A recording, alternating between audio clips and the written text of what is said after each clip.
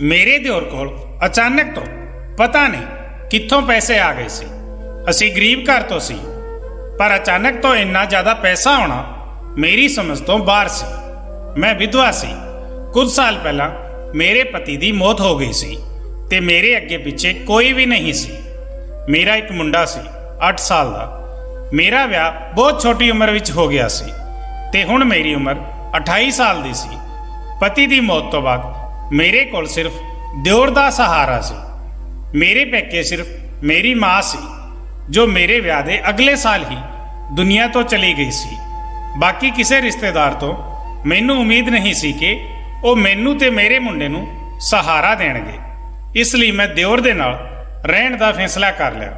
ਮੇਰੇ ਦੂਰ ਦੇ ਰਿਸ਼ਤੇਦਾਰ ਆ ਕੇ ਮੈਨੂੰ ਸਮਝਾਉਣ ਲੱਗੇ ਕਿ ਦਿਓਰ ਮੇਰੇ ਲਈ ਗੈਰ ਆਦਮੀ ਹੈ ਤੇ ਮੈਨੂੰ ਉਸ ਦੇ ਨਾਲ ਇੱਕ ਛੱਤ ਦੇ ਥੱਲੇ ਨਹੀਂ ਰਹਿਣਾ ਚਾਹੀਦਾ। ਤਾਂ ਮੈਂ ਇਹਨਾਂ ਨੂੰ ਕਹਿੰਦੀ ਕਿ ਤੁਸੀਂ ਮੈਨੂੰ ਆਪਣੇ ਘਰ ਵਿੱਚ ਰੱਖ ਲਓ।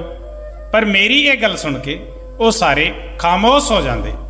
ਅੱਜ ਦੇ ਜ਼ਮਾਨੇ ਵਿੱਚ ਕੋਈ ਕਿਸੇ ਦਾ ਬੋਝ ਨਹੀਂ ਉਠਾਉਂਦਾ, ਪਰ ਮੇਰੇ ਦਿਓਰ ਨੇ ਮੈਨੂੰ ਵਾਅਦਾ ਕੀਤਾ ਸੀ ਕਿ ਉਹ ਮੇਰੇ ਤੇ ਮੇਰੇ ਮੁੰਡੇ ਦਾ ਸਹਾਰਾ ਬਣੇਗਾ। ਸਾਨੂੰ ਸਭ ਨੇ ਬਹੁਤ ਪਰੇਸ਼ਾਨ ਕੀਤਾ ਸੀ ਕਿ ਸਾਡਾ ਇੱਕ ਛੱਤ ਥੱਲੇ ਰਹਿਣਾ ਗਲਤ ਹੈ, ਪਰ ਇਸ ਦੇ ਬਾਵਜੂਦ ਕੋਈ ਵੀ ਸਾਨੂੰ ਰੱਖਣ ਨੂੰ ਤਿਆਰ ਨਹੀਂ ਸੀ। ਮੈਨੂੰ ਸਮਝ ਆ ਗਈ ਸੀ ਕਿ ਲੋਕਾਂ ਨੂੰ ਸਿਰਫ ਗੱਲਾਂ ਬਣਾਉਣੀਆਂ ਹੁੰਦੀਆਂ ਹਨ। ਜੇ ਲੋਕਾਂ ਨੂੰ ਸਾਡੀ ਇੰਨੀ ਫਿਕਰ ਹੁੰਦੀ ਤਾਂ ਉਹ ਸਾਨੂੰ ਸਹਾਰਾ ਦਿੰਦੇ, ਪਰ ਉਹਨਾਂ ਨੂੰ ਸਾਡੀ ਕੋਈ ਚਿੰਤਾ ਨਹੀਂ ਸੀ। ਉਹਨਾਂ ਦਾ ਮਕਸਦ ਸਿਰਫ ਸਾਨੂੰ ਪਰੇਸ਼ਾਨ ਕਰਨਾ ਸੀ, ਹੋਰ ਕੁਝ ਨਹੀਂ। ਮੈਂ ਇੱਕ ਅਲੱਗ ਮੁਹੱਲੇ ਵਿੱਚ ਰਹਿਣ ਦਾ ਫੈਸਲਾ ਕੀਤਾ, ਪਰ ਮੇਰੇ ਦਿਓਰ ਨੇ ਕਿਹਾ ਕਿ ਉਸ ਮੁਹੱਲੇ ਦਾ ਮਾਹੌਲ ਸਹੀ ਨਹੀਂ ਹੈ। ਮੈਂ ਉਸ ਬਾਰੇ ਬਹੁਤ ਸਾਰੀਆਂ ਅਫਵਾਹਾਂ ਸੁਣੀਆਂ ਹਨ ਕਿ ਉੱਥੇ ਔਰਤਾਂ ਨੂੰ ਇਸਤੇਮਾਲ ਕਰਦੇ ਹਨ। ਤੁਸੀਂ ਮੇਰੇ ਭਰਾ ਦੀ ਇੱਜ਼ਤ ਹੋ ਤੇ ਮੇਰੀ ਵੀ ਇੱਜ਼ਤ ਹੋ। ਮੈਂ ਤੁਹਾਨੂੰ ਉੱਥੇ ਰਹਿਣ ਦੀ ਇਜਾਜ਼ਤ ਬਿਲਕੁਲ ਵੀ ਨਹੀਂ ਦੇਵਾਂਗਾ। ਮੇਰਾ ਭਤੀਜਾ ਮੇਰੇ ਮਰੇ ਹੋਏ ਭਾਈ ਦੀ ਇੱਕ ਹੀ ਨਿਸ਼ਾਨੀ ਹੈ। ਇਸ ਦੀ ਦੇਖਭਾਲ ਕਰਨਾ ਮੇਰੀ ਜ਼ਿੰਮੇਵਾਰੀ ਹੈ। ਆਪਣੇ ਦੇਵਰ ਦੀ ਗੱਲ ਸੁਣ ਕੇ ਮੈਨੂੰ ਬਹੁਤ ਤਸੱਲੀ ਨਹੀਂ ਸੀ, ਪਰ ਮੈਨੂੰ ਜ਼ਮਾਨੇ ਦੀਆਂ ਗੱਲਾਂ ਨੇ ਪਰੇਸ਼ਾਨ ਕੀਤਾ ਹੋਇਆ ਸੀ। ਫਿਰ ਮੇਰੇ ਦਿਓਰ ਨੇ ਸਲਾਹ ਦਿੱਤੀ ਕਿ ਅਸੀਂ ਇਹ ਸ਼ਹਿਰ ਛੱਡ ਕੇ ਕਿਤੇ ਹੋਰ ਚਲੇ ਜਾਂਦੇ ਹਾਂ। ਮੈਨੂੰ ਉਸ ਦੀ ਇਹ ਗੱਲ ਬਹੁਤ ਚੰਗੀ ਲੱਗੀ, ਇਸ ਲਈ ਮੈਂ ਸ਼ਹਿਰ ਛੱਡ ਕੇ ਆ ਗਈ। ਇੱਥੇ ਸਾਨੂੰ ਕੋਈ ਨਹੀਂ ਜਾਣਦਾ ਸੀ ਤੇ ਅਸੀਂ ਕਿਸੇ ਨਾਲ ਵੀ ਗੱਲ ਨਹੀਂ ਕੀਤੀ ਤੇ ਰਿਸ਼ਤਾ ਵੀ ਨਹੀਂ ਰੱਖਿਆ, ਕਿਉਂਕਿ ਸਾਡੇ ਰਿਸ਼ਤੇ ਤੇ ਫਿਰ ਤੋਂ ਸਵਾਲ ਉਠਾਏ ਜਾਂਦੇ। ਜੇ ਸਾਡੇ ਮੁਹੱਲੇ ਦੀ ਕੋਈ ਔਰਤ ਸਾਡੇ ਘਰ ਆ ਜਾਂਦੀ ਤਾਂ ਮੇਰੇ ਦਿਓਰ ਤੇ ਮੇਰੇ ਰਿਸ਼ਤੇ ਬਾਰੇ ਗੱਲ ਕਰਦੀ ਤਾਂ ਮੈਂ ਉਸਨੂੰ ਇਹ ਜਵਾਬ ਦਿੰਦੀ ਕਿ ਇਹ ਮੇਰਾ ਛੋਟਾ ਭਾਈ ਹੈ। ਫਿਰ ਮੁਹੱਲੇ ਵਿੱਚ ਇਹ ਗੱਲ ਮਸ਼ਹੂਰ ਹੋ ਗਈ ਕਿ ਮੈਂ ਆਪਣੇ ਭਰਾ ਨਾਲ ਇਸ ਘਰ ਵਿੱਚ ਰਹਿੰਦੀ ਹਾਂ, ਇਸ ਲਈ ਇੱਥੇ ਸਾਨੂੰ ਕਿਸੇ ਕਿਸਮ ਦੀ ਪਰੇਸ਼ਾਨੀ ਦਾ ਸਾਹਮਣਾ ਨਹੀਂ ਕਰਨਾ ਪਿਆ ਸੀ। ਮੇਰੇ ਕੋਲ ਮੇਰੇ ਵਿਆਹ ਦਾ ਗੋਲਡ ਸੀ, ਜਿਸ ਨੂੰ ਵੇਚ ਕੇ ਅਸੀਂ ਇੱਥੇ ਆਏ ਸੀ। ਇਸ ਤੋਂ ਪਹਿਲਾਂ ਹੀ ਮੇਰੇ ਦਿਓਰ ਨੇ ਕਾਰੋਬਾਰ ਸ਼ੁਰੂ ਕਰ ਦਿੱਤਾ ਸੀ ਤੇ ਉਸ ਦਾ ਕਾਰੋਬਾਰ ਦਿਨ ਦੁਗਣੀ ਰਾਤ ਚੌਗਣੀ ਤਰੱਕੀ ਕਰਦਾ ਚਲਾ ਗਿਆ। ਘਰ ਵਿੱਚ ਬਹੁਤ ਸਾਰਾ ਪੈਸਾ ਆਉਣ ਲੱਗਾ। ਮੈਂ ਕਈ ਵਾਰ ਦਿਓਰ ਨੂੰ ਉਸ ਦੇ ਕਾਰੋਬਾਰ ਬਾਰੇ ਪੁੱਛਿਆ, ਪਰ ਉਸਨੇ ਹਰ ਵਾਰ ਜਵਾਬ ਟਾਲ ਦਿੱਤਾ। ਫਿਰ ਮੈਂ ਵੀ ਜ਼ਿਆਦਾ ਪੁੱਛਤਾਛ ਨਹੀਂ ਕੀਤੀ। ਮੇਰੇ ਲਈ ਇੰਨਾ ਹੀ ਬਹੁਤ ਸੀ ਕਿ ਪੈਸੇ ਆ ਰਹੇ ਸਨ। ਮੇਰਾ ਦਿਓਰ ਚੰਗਾ ਇਨਸਾਨ ਸੀ। ਮੈਨੂੰ ਉਸ ਤੋਂ ਕਿਸੇ ਗਲਤ ਕੰਮ ਦੀ ਉਮੀਦ ਨਹੀਂ ਸੀ, ਇਸ ਲਈ ਮੈਂ ਜ਼ਿਆਦਾ ਪੜਤਾਲ ਨਹੀਂ ਕੀਤੀ। ਦਿਓਰ ਕੋਲ ਬਹੁਤ ਸਾਰਾ ਪੈਸਾ ਆ ਗਿਆ ਸੀ ਤੇ ਅਸੀਂ ਇਹ ਮੁਹੱਲਾ ਵੀ ਛੱਡ ਦਿੱਤਾ ਤੇ ਬਹੁਤ ਵੱਡਾ ਘਰ ਖਰੀਦ ਲਿਆ। ਹੁਣ ਅਸੀਂ ਵੱਡੇ ਘਰ ਵਿੱਚ ਰਹਿਣ ਲੱਗੇ ਸੀ। ਸਾਡਾ ਰਹਿਣਾ ਸਹਿਣਾ ਵੀ ਅਮੀਰਾਂ ਵਾਲਾ ਹੋ ਗਿਆ ਸੀ। ਜ਼ਿਆਦਾ ਪੈਸੇ ਹੋਣ ਦੀ ਵਜ੍ਹਾ ਨਾਲ ਸਾਰੇ ਰਿਸ਼ਤੇਦਾਰ ਗਰੀਬ ਸੀ ਤੇ ਬਾਰ-ਬਾਰ ਸਾਡੇ ਘਰ ਆਉਣ ਲੱਗੇ। ਮੇਰੇ ਦਿਓਰ ਦਾ ਵਿਆਹ ਨਹੀਂ ਹੋਇਆ ਸੀ ਤੇ ਮੇਰੇ ਦਿਓਰ ਦਾ ਪੈਸਾ ਦੇਖ ਕੇ ਸਭ ਦੀਆਂ ਅੱਖਾਂ ਚਮਕਣ ਲੱਗੀਆਂ ਤੇ ਮੈਂ ਉਹਨਾਂ ਸਭ ਦੀਆਂ ਨਜ਼ਰਾਂ ਵਿੱਚ ਖਟਕਣ ਲੱਗੀ। ਉਹ ਲੋਕ ਜਿਨ੍ਹਾਂ ਨੂੰ ਪਹਿਲਾਂ ਹੀ ਮੇਰੇ ਦਿਓਰ ਦੇ ਨਾਲ ਰਹਿਣ ਤੋਂ ਇਤਰਾਜ਼ ਸੀ, ਅੱਜ ਤਾਂ ਹੋਰ ਜ਼ਿਆਦਾ ਵੱਧ ਚੜ ਕੇ ਬੋਲ ਰਹੇ ਸੀ। ਕੁਝ ਹੋਰ ਨਹੀਂ ਤਾਂ ਇਹ ਕਹਿ ਦਿੱਤਾ ਕਿ ਤੂੰ ਦਿਓਰ ਦੇ ਨਾਲ ਵਿਆਹ ਕਰਾ ਲੈ, ਨਹੀਂ ਤਾਂ ਅਲੱਗ ਰਹਿ। ਤੇਰਾ ਇਸ ਦੇ ਨਾਲ ਰਹਿਣਾ ਸਹੀ ਨਹੀਂ ਹੈ। ਸਾਰਿਆਂ ਦੀਆਂ ਗੱਲਾਂ ਨੇ ਮੇਰਾ ਦਿਲ ਦੁਖਾਇਆ ਸੀ। ਸੱਚ ਵਿੱਚ ਮੇਰਾ ਇਸ ਦੇ ਨਾਲ ਰਹਿਣਾ ਸਹੀ ਨਹੀਂ ਸੀ, ਪਰ ਉਹਨਾਂ ਲੋਕਾਂ ਨੂੰ ਜਦੋਂ ਮੈਂ ਕਹਿੰਦੀ ਕਿ ਮੈਨੂੰ ਆਪਣੇ ਨਾਲ ਰੱਖ ਲੈਣ ਤਾਂ ਉਹ ਲੋਕ ਅੱਖਾਂ ਫੇਰ ਲੈਂਦੇ। ਵੱਡੇ ਘਰ ਵਿੱਚ ਆਉਣ ਤੋਂ ਬਾਅਦ ਮੈਂ ਇੱਕ ਬੁੱਢੀ ਨੌਕਰਾਣੀ ਰੱਖ ਲਈ ਜੋ ਹਰ ਸਮੇਂ ਮੇਰੇ ਨਾਲ ਰਹਿੰਦੀ ਸੀ। ਮਤਲਬ ਹੁਣ ਮੈਂ ਘਰ ਵਿੱਚ ਇਕੱਲੀ ਨਹੀਂ ਸੀ। ਅਮੀਰ ਹੋਣ ਦੇ ਬਾਅਦ ਮੇਰੇ ਦਿਓਰ ਨੇ ਇੱਕ ਹੋਰ ਕੰਮ ਸ਼ੁਰੂ ਕਰ ਦਿੱਤਾ ਸੀ। ਉਹ ਹਰ ਮਹੀਨੇ ਗਰੀਬ ਕੁੜੀਆਂ ਦਾ ਵਿਆਹ ਕਰਵਾਉਂਦਾ। ਉਹ ਕੁੜੀਆਂ ਬਹੁਤ ਗਰੀਬ ਘਰ ਤੋਂ ਹੁੰਦੀਆਂ ਸਨ। ਫਿਰ ਵਿਆਹ ਕਰਾਉਣ ਤੋਂ ਬਾਅਦ ਉਹਨਾਂ ਨੂੰ ਹਨੀਮੂਨ ਦੀ ਬਜਾਏ ਤੀਰਥ ਯਾਤਰਾ ਤੇ ਭੇਜ ਦਿੰਦਾ ਤੇ ਸਾਰਾ ਖਰਚਾ ਖੁਦ ਉਠਾਉਂਦਾ। ਦਿਓਰ ਦੀ ਇਸ ਗੱਲ ਨਾਲ ਮੈਨੂੰ ਬਹੁਤ ਖੁਸ਼ੀ ਹੋਈ ਸੀ। ਪਰ ਅਜੀਬ ਗੱਲ ਇਹ ਸੀ ਕਿ ਜੋ ਵੀ ਕੁੜੀ ਤੀਰਥ ਦੇ ਲਈ ਜਾਂਦੀ ਵਿਧਵਾ ਹੋ ਕੇ ਵਾਪਸ ਆਉਂਦੀ। ਮੈਨੂੰ ਪਰੇਸ਼ਾਨੀ ਹੋਣ ਲੱਗੀ ਸੀ ਕਿਉਂਕਿ ਇਦਾਂ ਹਰ ਕੁੜੀ ਨਾਲ ਹੋਣ ਲੱਗਿਆ।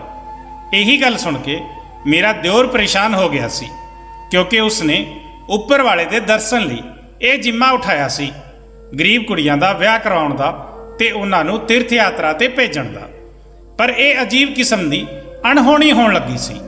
ਮੇਰੇ ਦਿਓਰ ਨੇ ਕਿਹਾ ਕਿ ਮੈਂ ਇਸ ਗੱਲ ਦਾ ਕਿਸੇ ਕੁੜੀ ਨੂੰ ਪਤਾ ਨਹੀਂ ਚੱਲਣ ਦੇਵਾਂਗਾ ਕਿ ਜੋ ਵੀ ਕੁੜੀ ਵਿਆਹ ਤੋਂ ਬਾਅਦ ਤੀਰਥ ਯਾਤਰਾ ਤੇ ਜਾਂਦੀ ਹੈ ਵਿਧਵਾ ਹੋ ਕੇ ਵਾਪਸ ਆਉਂਦੀ ਹੈ। ਮੈਨੂੰ ਦਿਓਰ ਦੀ ਗੱਲ ਬਹੁਤ ਅਜੀਬ ਲੱਗੀ ਸੀ। ਮੇਰੇ ਹਿਸਾਬ ਨਾਲ ਤਾਂ ਉਹਨਾਂ ਕੁੜੀਆਂ ਨੂੰ ਪਤਾ ਹੋਣਾ ਚਾਹੀਦਾ ਸੀ ਤੇ ਤੀਰਥ ਯਾਤਰਾ ਤੇ ਜਾਣ ਤੋਂ ਪਹਿਲਾਂ, ਕਿਉਂਕਿ ਅਜੀਬ ਗਰੀਬ ਕਿਸਮ ਦਾ ਹਾਦਸਾ ਹੁੰਦਾ ਸੀ ਜੋ ਹਰ ਇੱਕ ਕੁੜੀ ਨਾਲ ਹੋ ਰਿਹਾ ਸੀ ਜੋ ਕਿ ਤੀਰਥ ਯਾਤਰਾ ਤੋਂ ਵਾਪਸ ਆ ਰਹੀ ਸੀ। ਮੈਂ ਆਪਣੇ ਦਿਓਰ ਨੂੰ ਇਹ ਗੱਲ ਸਮਝਾਉਣ ਦੀ ਕੋਸ਼ਿਸ਼ ਕੀਤੀ ਕਿ ਕੁੜੀਆਂ ਨੂੰ ਪਹਿਲਾਂ ਤੋਂ ਇਸ ਬਾਰੇ ਪਤਾ ਹੋਣਾ ਚਾਹੀਦਾ ਹੈ ਕਿ ਤੀਰਥ ਯਾਤਰਾ ਦੇ ਵਾਪਸੀ ਸਮੇਂ ਉਹਨਾਂ ਦਾ ਪਤੀ ਮਰ ਜਾਂਦਾ ਹੈ। ਪਰ ਮੇਰੀ ਇਸ ਗੱਲ ਤੇ ਜ਼ਿੰਦਗੀ ਵਿੱਚ ਪਹਿਲੀ ਵਾਰ ਮੇਰਾ ਦਿਓਰ ਮੇਰੇ ਤੇ ਭੜਕ ਉੱਠਿਆ ਸੀ। ਅਚਾਨਕ ਇਸ ਤਰ੍ਹਾਂ ਦੇ ਗੁੱਸੇ ਨੇ ਮੈਨੂੰ ਬਹੁਤ ਜ਼ਿਆਦਾ ਪਰੇਸ਼ਾਨ ਕਰ ਦਿੱਤਾ ਸੀ।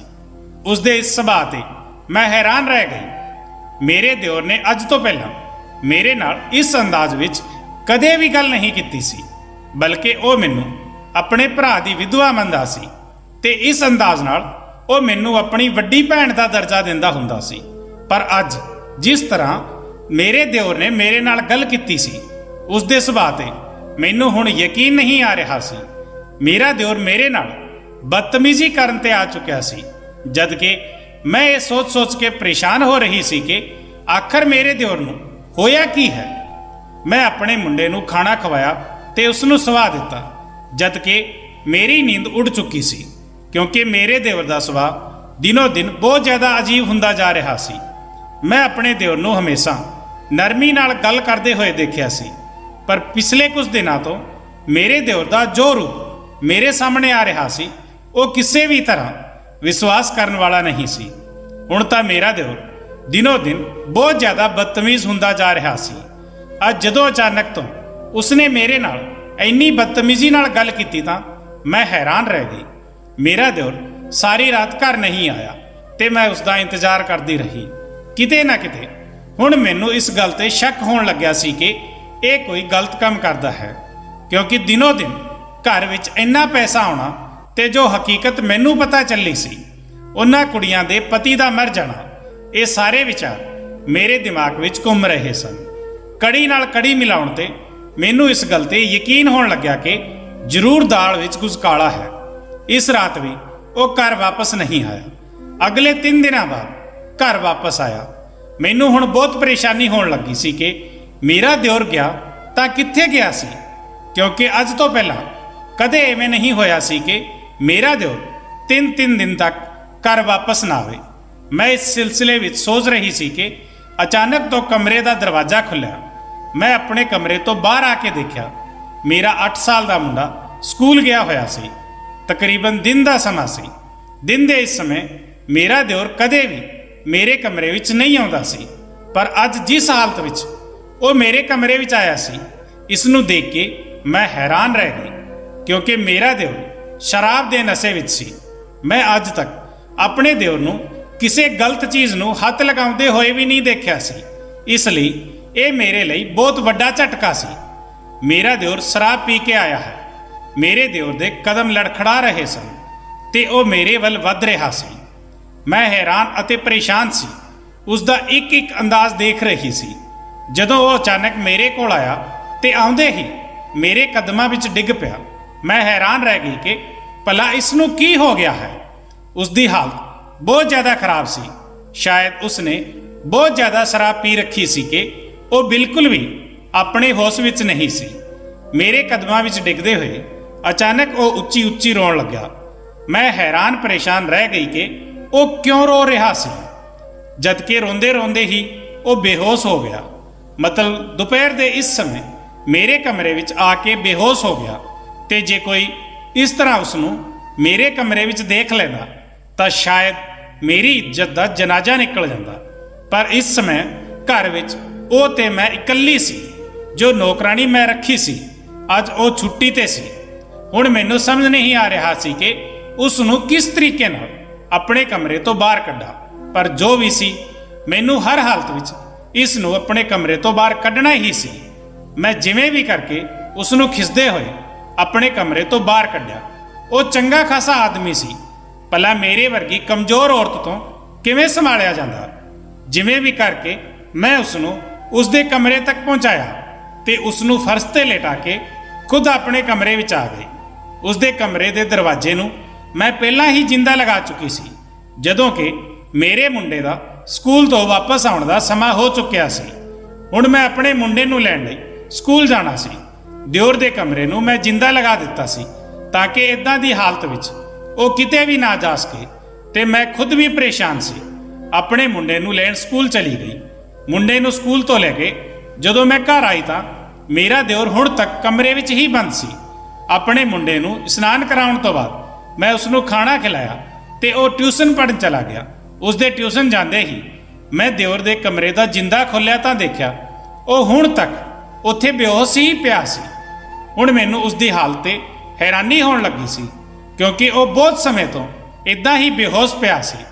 शायद शराब का नशा बहुत ज़्यादा सी जिस दी वजह नाल ਉਹ अपने होश विच नहीं आ रहा सी। मैनूं समझ नहीं आ रहा सी कि मैं की करां कि जिस नाल होश विच आ जावे। फिर अचानक तो मैनूं एक ख्याल आया। मैं तुरंत ही वो किता जो मेरे दिमाग विच आया। मैं रसोई विच जाके पानी का जग भरिया ते पानी लैके दिओर कोल आई ते पूरा जग उसदे मूँह ते पा दिता। वो एकदम ही पानी की वजह नाल हड़बड़ा के उठा पर अजे भी वो पूरी तरह होश विच नहीं सी। मैं उसनूं कहा कि तू जाके बैड ते सो जा। जदों तू होश विच आ जाएगा तां मैं तेरे नाल गल करांगी। मेरा दिओर शायद वकाई होश विच नहीं सी।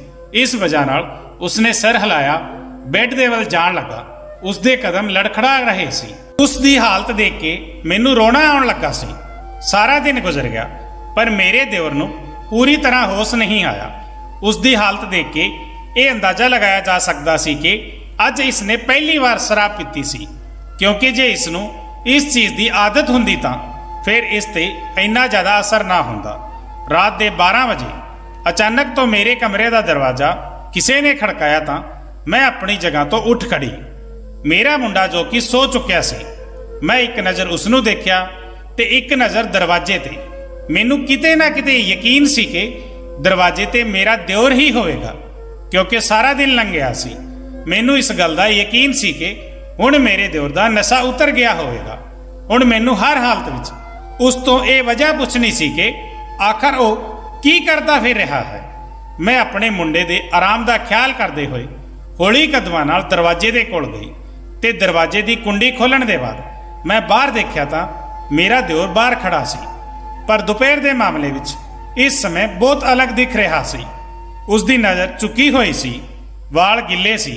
यकीनन वो नहा के उत्थे पहुंचा सी ते उसदियां झुकियां हुई नज़रां इस गल का इकरार कर रही सी कि वो अपने किते ते बहुत शर्मिंदा है। पर मैनूं उसकी शर्मिंदगी की बिल्कुल जरूरत नहीं सी बल्कि मैनूं इस गल नूं जानना सी कि अज उसने एक गलत काम किया तां क्यों किया। मैं उसनूं पुछया कि तू अज शराब पीती सी। जदों कि मेरी इस गल ते वो मेरे वल देखण लग्या। उसदियां अखां सुर्ख हो रही सन। उसने हौली जी सिर हिलाया। ये गल तां मैं पहला ही समझ चुकी सी कि वो शराब पी के आया है। वो तां बस मैं उसके मुँह तो सुनना चाह रही सी। जिवें ही उसने सिर हिलाया मैनूं बहुत गुस्सा आउण लगा। मैं उसनूं पुछया कि तू शराब क्यों पी के आया। वो मैनूं देख के नज़रां ना मिला पाया। शर्म दे मारे उसने नज़रां थल्ले कर लिया। मैं उसनूं दोबारा पुछया कि आखिर उसने शराब क्यों पीती सी। मेरी गल सुन के मेरा दिओर अपना सिर झुका के कहण लग्या कि मैं जानबुझ के शराब नहीं पीती सी। वो तां मेरे दोस्तां ने मैनूं ये कह के पिला दित्ती कि ये सिर्फ एक शरबत है। मैनूं नहीं पता सी कि मेरे अमीर दोस्त मैनूं कोई नशा ते दवाई मिला के पिला देणगे। ਮੈਨੂੰ ਇਸ ਗੱਲ ਦਾ ਬਿਲਕੁਲ ਵੀ ਅੰਦਾਜ਼ਾ ਨਹੀਂ ਸੀ। ਜੇ ਮੈਨੂੰ ਥੋੜਾ ਜਿਹਾ ਵੀ ਅੰਦਾਜ਼ਾ ਹੁੰਦਾ ਤਾਂ ਯਕੀਨਨ ਮੈਂ ਇਹ ਜੂਸ ਨਾ ਪੀਂਦਾ। ਮੈਨੂੰ ਆਪਣੇ ਦਿਓਰ ਦੀ ਇਸ ਗੱਲ ਤੇ ਯਕੀਨ ਆ ਗਿਆ ਸੀ, ਕਿਉਂਕਿ ਇਹ ਗੱਲ ਤਾਂ ਮੈਂ ਪਹਿਲਾਂ ਤੋਂ ਹੀ ਜਾਣਦੀ ਸੀ ਕਿ ਮੇਰਾ ਦਿਓਰ ਬਿਲਕੁਲ ਗਲਤ ਇਨਸਾਨ ਨਹੀਂ ਹੈ। ਉਹ ਬਿਲਕੁਲ ਮੇਰੇ ਬੱਚਿਆਂ ਦੀ ਤਰ੍ਹਾਂ ਸੀ। ਪੂਰੇ 8 ਸਾਲ ਤੱਕ ਮੈਂ ਉਸ ਦੀ ਆਪਣੇ ਬੱਚਿਆਂ ਦੀ ਤਰ੍ਹਾਂ ਦੇਖਭਾਲ ਕੀਤੀ ਸੀ। ਉਹ ਵੀ ਮੈਨੂੰ ਆਪਣੀ ਵੱਡੀ ਭੈਣ ਦਾ ਦਰਜਾ ਦਿੰਦਾ ਸੀ। ਮੈਂ ਉਸ ਨੂੰ ਵੱਡੀ ਭੈਣ ਹੋਣ ਦੇ ਨਾਤੇ ਸਮਝਾਇਆ ਕਿ ਉਹ ਇਸ ਤਰ੍ਹਾਂ ਦੇ ਅਮੀਰ ਦੋਸਤਾਂ ਨਾਲ ਦੋਸਤੀ ਖਤਮ ਕਰ ਦੇਵੇ। ਪਰ ਮੇਰੀ ਇਹ ਗੱਲ ਸੁਣ ਕੇ ਅਚਾਨਕ ਉਸਨੇ ਆਪਣਾ ਸਿਰ ਉਠਾਇਆ ਤੇ ਜਿਸ ਨਜ਼ਰਾਂ ਨਾਲ ਉਸਨੇ ਮੈਨੂੰ ਦੇਖਿਆ ਤਾਂ ਇੱਕ ਪਲ ਦੇ ਲਈ ਮੈਨੂੰ ਹੈਰਾਨੀ ਹੋ ਗਈ। ਤੇ ਫਿਰ ਜਦੋਂ ਉਹ ਕਹਿਣ ਲੱਗਿਆ ਤਾਂ ਉਸਦੇ ਅਲਫਾਜ਼ ਮੈਨੂੰ ਹੈਰਾਨ ਕਰ ਗਏ। ਉਹ ਕਹਿ ਕੇ ਰੁਕਿਆ ਨਹੀਂ, ਬਲਕਿ ਆਪਣੀ ਗੱਲ ਪੂਰੀ ਕਰਕੇ ਉੱਥੋਂ ਚਲਾ ਗਿਆ। ਜਾਂਦੇ ਜਾਂਦੇ ਇਹ ਵੀ ਕਹਿ ਕੇ ਗਿਆ ਕਿ ਉਹ 1 ਹਫ਼ਤੇ ਤੱਕ ਘਰ ਨਹੀਂ ਆ ਸਕੇਗਾ ਤੇ 1 ਹਫ਼ਤੇ ਵਿੱਚ ਉਸ ਨੂੰ ਇੱਕ ਬਹੁਤ ਵੱਡਾ ਪ੍ਰੋਜੈਕਟ ਮਿਲਿਆ ਹੈ ਜਿਸ ਨੂੰ ਉਸਨੇ ਪੂਰਾ ਕਰਨਾ ਹੈ। ਮੈਂ ਉਸ ਨੂੰ ਪੁੱਛਣਾ ਚਾਹੁੰਦੀ ਸੀ ਕਿ ਉਹ ਆਖਰ ਕੀ ਕੰਮ ਕਰਦਾ ਹੈ ਜਿਸ ਦੀ ਬਦੌਲਤ ਉਸ ਕੋਲ ਇੰਨਾ ਪੈਸਾ ਆ ਰਿਹਾ ਹੈ, ਤੇ ਇਹ ਕਿਹੜਾ ਪ੍ਰੋਜੈਕਟ ਹੈ ਜਿਸ ਨੂੰ 1 ਹਫ਼ਤੇ ਦੇ ਅੰਦਰ ਹੀ ਪੂਰਾ ਕਰਨਾ ਹੈ। ਪਰ ਮੇਰੀ ਗੱਲ ਸੁਣਨ ਤੋਂ ਪਹਿਲਾਂ ਹੀ ਆਪਣੀ ਗੱਲ ਕਹਿ ਕੇ ਉਹ ਉੱਥੋਂ ਚਲਾ ਗਿਆ। ਉਸ ਦੀ ਇਹ ਗੱਲ ਮੈਨੂੰ ਪਰੇਸ਼ਾਨ ਕਰ ਗਈ ਸੀ, ਕਿਉਂਕਿ ਉਸ ਦੇ ਅਮੀਰ ਦੋਸਤਾਂ ਦੀ ਵਜ੍ਹਾ ਨਾਲ ਤਾਂ ਉਸ ਦੇ ਘਰ ਇੰਨਾ ਪੈਸਾ ਆ ਰਿਹਾ ਸੀ। ਉਸ ਦੇ ਅਮੀਰ ਦੋਸਤਾਂ ਨੇ ਹੀ ਤਾਂ ਉਸ ਨੂੰ ਇਸ ਕੰਮ ਬਾਰੇ ਨਹੀਂ ਦੱਸਿਆ ਸੀ, ਜਿਸ ਦੀ ਬਦੌਲਤ ਉਹ ਥੋੜੇ ਮਹੀਨਿਆਂ ਵਿੱਚ ਹੀ ਇੰਨਾ ਅਮੀਰ ਹੋ ਗਿਆ ਹੈ। ਤੇ ਹੁਣ ਉਹ ਕਿਸੇ ਵੀ ਕੀਮਤ ਤੇ ਉਹ ਇਸ ਕੰਮ ਨੂੰ ਨਹੀਂ ਛੱਡ ਸਕਦਾ, ਕਿਉਂਕਿ ਇਸ ਕੰਮ ਨੂੰ ਕਰਨਾ ਤਾਂ ਬਹੁਤ ਆਸਾਨ ਹੈ, ਪਰ ਇਸ ਕੰਮ ਤੋਂ ਬਾਹਰ ਨਿਕਲਣਾ ਬਹੁਤ ਮੁਸ਼ਕਿਲ ਹੈ। ਉਸ ਦੇ ਸ਼ਬਦ ਮੇਰੇ ਕੰਨਾਂ ਵਿੱਚ ਗੂੰਜ ਰਹੇ ਸਨ।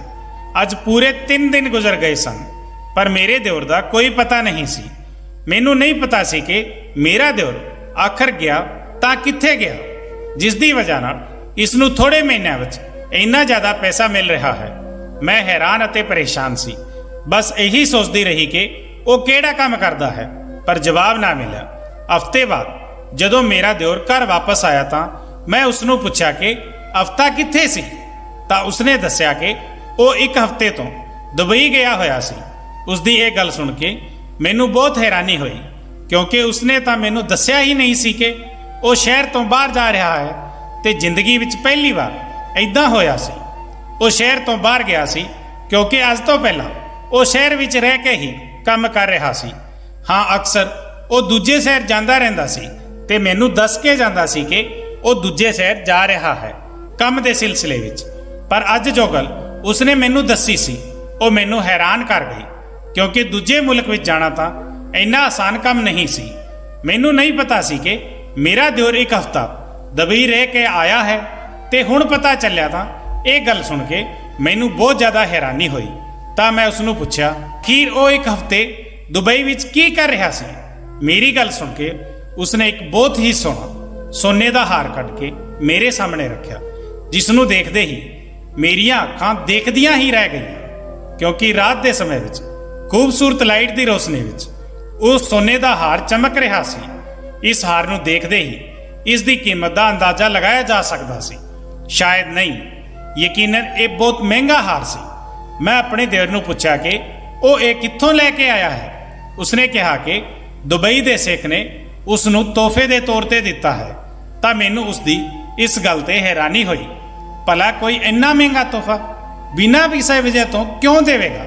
ਮੈਂ ਉਸ ਨੂੰ ਇਸ ਦੀ ਵਜ੍ਹਾ ਪੁੱਛਣੀ ਚਾਹੀ ਤਾਂ ਉਸਨੇ ਕਿਹਾ ਕਿ ਤੁਸੀਂ ਅੰਬ ਖਾਓ, ਗੁਠਲੀਆਂ ਨਾ ਗਿਣੋ। ਇਹ ਹਾਰ ਮੈਂ ਤੁਹਾਡੇ ਲਈ ਲੈ ਕੇ ਆਇਆ ਹਾਂ, ਤਾਂ ਚੰਗਾ ਹੈ, ਇਸ ਨੂੰ ਮੇਰੇ ਵੱਲੋਂ ਤੋਹਫਾ ਸਮਝ ਕੇ ਰੱਖ ਲਓ। ਪਰ ਮੈਂ ਆਪਣੇ ਦਿਓਰ ਨੂੰ ਸਾਫ਼ ਮਨਾ ਕਰ ਦਿੱਤਾ ਤੇ ਕਿਹਾ, ਜਦੋਂ ਤੱਕ ਤੂੰ ਮੈਨੂੰ ਇਹ ਨਹੀਂ ਦੱਸੇਗਾ ਕਿ ਤੂੰ ਕੰਮ ਕੀ ਕਰਦਾ ਹੈ, ਉਦੋਂ ਤੱਕ ਇਹ ਹਾਰ ਮੈਂ ਨਹੀਂ ਰੱਖਾਂਗੀ। ਮੇਰੀ ਇਸ ਧਮਕੀ ਤੇ ਮੇਰਾ ਦਿਓਰ ਪਰੇਸ਼ਾਨ ਹੋ ਗਿਆ ਤੇ ਉਹ ਹਾਰ ਲੈ ਕੇ ਉੱਥੋਂ ਚਲਾ ਗਿਆ।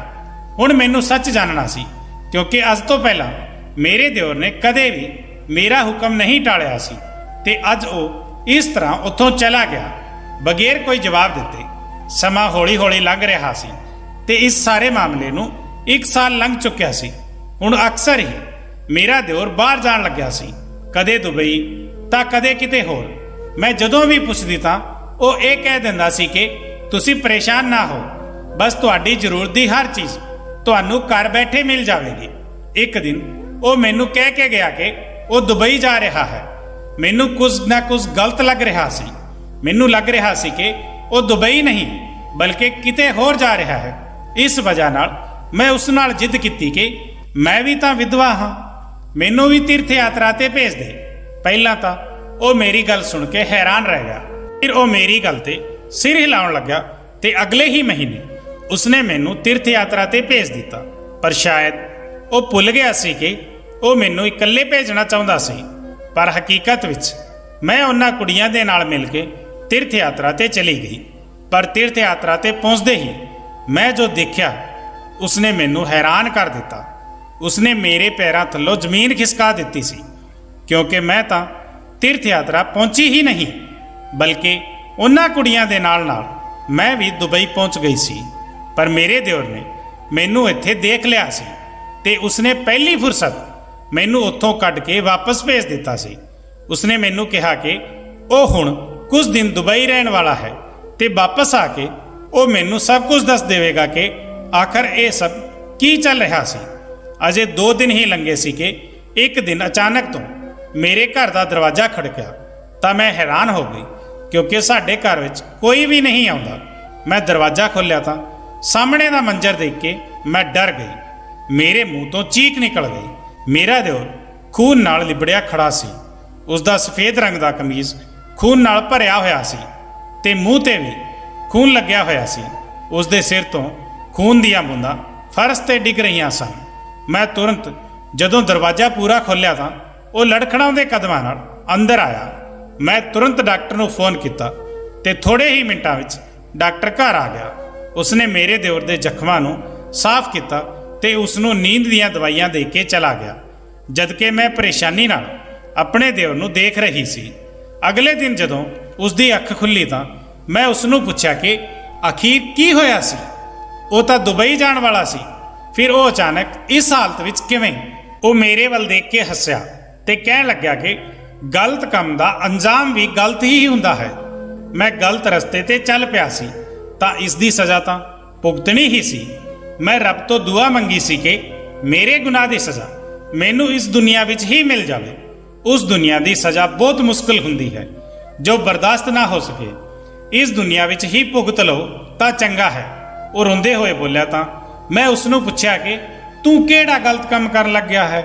ਤਾਂ ਉਸਨੇ ਮੈਨੂੰ ਦੱਸਿਆ ਕਿ ਉਹ ਕੁੜੀਆਂ ਦਾ ਵਿਆਹ ਨਹੀਂ ਕਰਵਾਉਂਦਾ ਸੀ ਬਲਕਿ ਉਹ ਦੁਬਈ ਦੇ ਗੈਂਗ ਲਈ ਕੰਮ ਕਰਦਾ ਸੀ। ਗਰੀਬ ਕੁੜੀਆਂ ਨੂੰ ਵਿਆਹ ਦੇ ਜਾਲ ਵਿੱਚ ਫਸਾ ਕੇ ਡੋਨ ਦੇ ਆਦਮੀਆਂ ਨਾਲ ਉਹਨਾਂ ਦਾ ਵਿਆਹ ਕਰਵਾਇਆ ਕਰਦਾ ਸੀ ਤੇ ਵਿਆਹ ਤੋਂ ਬਾਅਦ ਉਹਨਾਂ ਨੂੰ ਤੀਰਥ ਯਾਤਰਾ ਦੇ ਨਾਂ ਤੇ ਦੁਬਈ ਭੇਜ ਦਿੰਦਾ ਸੀ। ਜਿਵੇਂ ਹੀ ਉਹ ਕੁੜੀਆਂ ਦੁਬਈ ਪਹੁੰਚਦੀਆਂ ਤਾਂ ਉਹਨਾਂ ਨੂੰ ਵੇਚ ਦਿੱਤਾ ਜਾਂਦਾ ਸੀ। 1-2 ਹਫ਼ਤੇ ਤੱਕ ਉਹਨਾਂ ਨੂੰ ਇਸਤੇਮਾਲ ਕਰਨ ਤੋਂ ਬਾਅਦ ਇਹ ਕਹਿ ਕੇ ਉਹਨਾਂ ਨੂੰ ਵਾਪਿਸ ਭੇਜ ਦਿੱਤਾ ਜਾਂਦਾ ਸੀ ਕਿ ਉਹਨਾਂ ਦਾ ਪਤੀ ਮਰ ਚੁੱਕਿਆ ਹੈ, ਕਿਉਂਕਿ ਇਹ ਗੱਲ ਤਾਂ ਉਹ ਕੁੜੀਆਂ ਖੁਦ ਵੀ ਨਹੀਂ ਜਾਣ ਪਾਉਂਦੀਆਂ ਸੀ ਕਿ ਉਹਨਾਂ ਨਾਲ ਕੀ ਹੋ ਰਿਹਾ ਹੈ ਕੀ ਨਹੀਂ।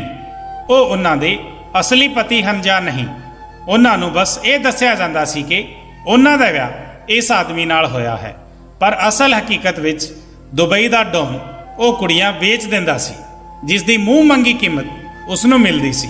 ਇਸ ਕੰਮ ਲਈ ਅਲੱਗ-ਅਲੱਗ ਮੁਲਕਾਂ ਤੋਂ ਕੁੜੀਆਂ ਦਾ ਇੰਤਜ਼ਾਮ ਕੀਤਾ ਜਾਂਦਾ ਸੀ ਤੇ ਇਸੇ ਤਰ੍ਹਾਂ ਸਾਡੇ ਇਲਾਕੇ ਵਿੱਚ ਮੈਂ ਤੇ ਮੇਰੇ ਦੋਸਤ ਇਹ ਕੰਮ ਕਰਦੇ ਸੀ।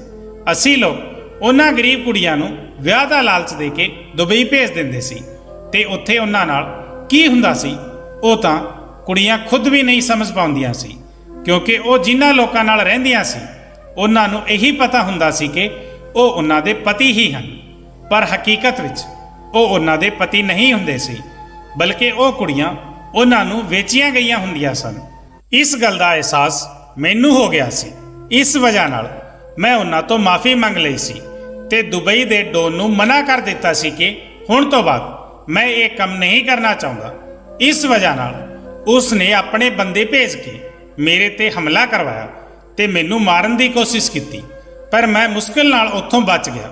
ਆਪਣੇ ਦਿਓਰ ਦੀ ਸਾਰੀ ਗੱਲ ਸੁਣ ਕੇ ਮੈਨੂੰ ਹੁਣ ਉਸ ਨਾਲ ਨਫ਼ਰਤ ਮਹਿਸੂਸ ਹੋਣ ਲੱਗੀ ਸੀ, ਕਿਉਂਕਿ ਉਹ 1-2 ਨਹੀਂ ਬਲਕਿ ਅਣਗਿਣਤ ਕੁੜੀਆਂ ਦੀ ਜ਼ਿੰਦਗੀ ਬਰਬਾਦ ਕਰ ਚੁੱਕਿਆ ਸੀ।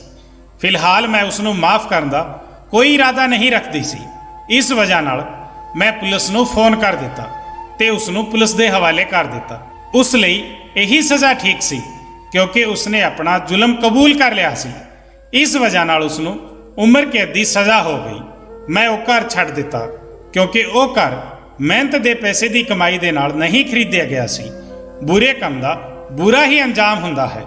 ਦੋਸਤੋ, ਕੀ ਮੈਂ ਇਹ ਸਹੀ ਫੈਸਲਾ ਲਿਆ ਜਾਂ ਫਿਰ ਮੈਨੂੰ ਮੇਰੇ ਦਿਓਰ ਦਾ ਸਾਥ ਦੇਣਾ ਚਾਹੀਦਾ ਸੀ? ਆਪਣੇ ਕੀਮਤੀ ਵਿਚਾਰ ਕਮੈਂਟ ਜ਼ਰੂਰ ਕਰਨਾ।